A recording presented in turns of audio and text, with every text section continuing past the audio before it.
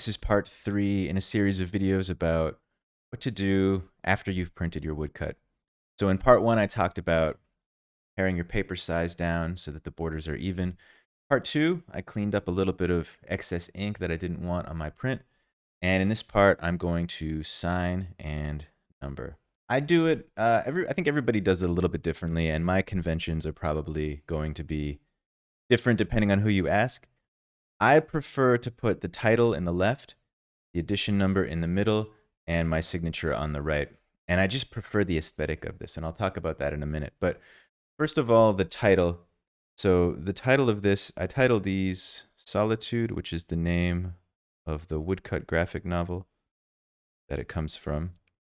And this is the spread number 127 in the PDF. So this is I just number them this way because it's easier as a convention. So Solitude page or spread, 2-page spread, 127.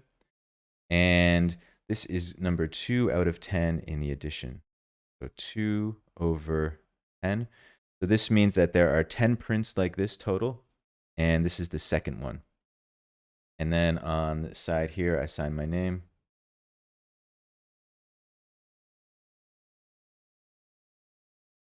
And the date. So I sign the year, and I always sign the year that the print was made in. So I don't, right now it's 2022 as I record this, but this print was made in 2021, so sign it like that. I don't sign my signature like super messy because I've been to exhibitions before, I've been to museums, and I've seen really wonderful prints, and I want to know who the artist is, and maybe they don't have the tag or something, and you try to read the signature and it's just a mess.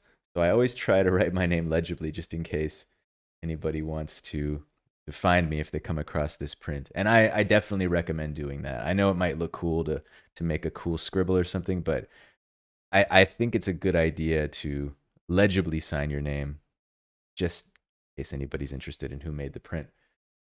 You can see here 2 out of 10 and Solitude 127. So I like this because I like the, I think it's more balanced. So my last name is a little bit long.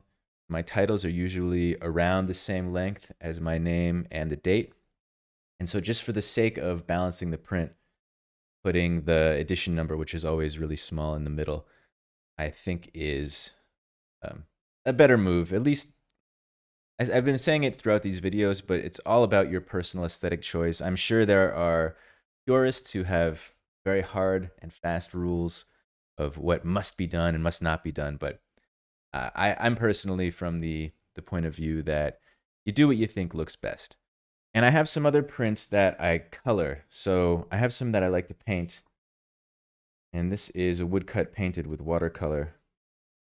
And there are a bunch of these. This is number 6. There are 20 of them. But they're all painted differently. And so I put a little VE next to my number. And again, some people put the VE in front and some people put it after. I prefer how it looks after the number. And this stands for varied edition. And that means that not every single print is identical, right? So some of these I'll paint. Here I have the bridge in kind of orange with the green foliage. But I've done some where the bridge is more red and the foliage is more blue. Maybe more of a night scene, change the lighting, maybe the foliage is a bit more yellow. I like to explore and experiment with different color schemes in these prints.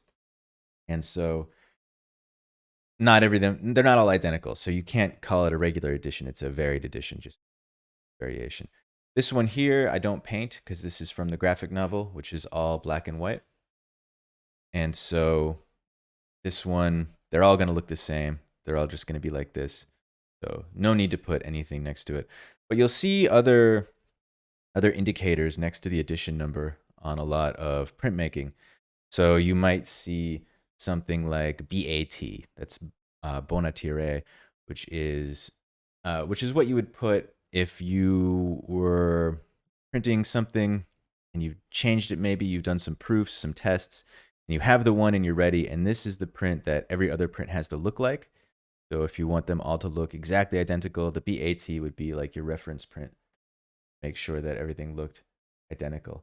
There are some other terms So AP is an artist proof. So that's ones that you do before you do your edition and you keep for yourself. They might be a little bit different. Maybe you do a first proof and you decide, oh, you know what? I want to go back in and I want to carve this a little bit more and carve that out. But you still have the print you made and you just put an AP on it. And that means it's not part of the edition. It belongs to you. I was making one, a painted one, and I was tearing off the tape. And for some reason, the tape just tore a big chunk out of my paper. And so I cut off the borders, turned into a bleed print, and that became an artist proof because it didn't look great, but it was good enough for me to keep. So it's important to write that down on anything you keep for yourself. And there are a lot of good glossaries of printmaking terms online. So you can Google printmaking term glossary or something like this, and you can find all the different numbers people use. And also, you can make up your own. There's no reason why you can't invent something. If there's a particular kind of a thing you're trying to do, and you haven't come across something that seems right to you in any of the glossaries, make up an abbreviation and put it on there. And I think that's perfectly acceptable. You're an artist after all. You should be creating, right? So thank you for watching this, and I hope you enjoyed this very short series of 3 videos on post-production, what you do after you print your woodcut.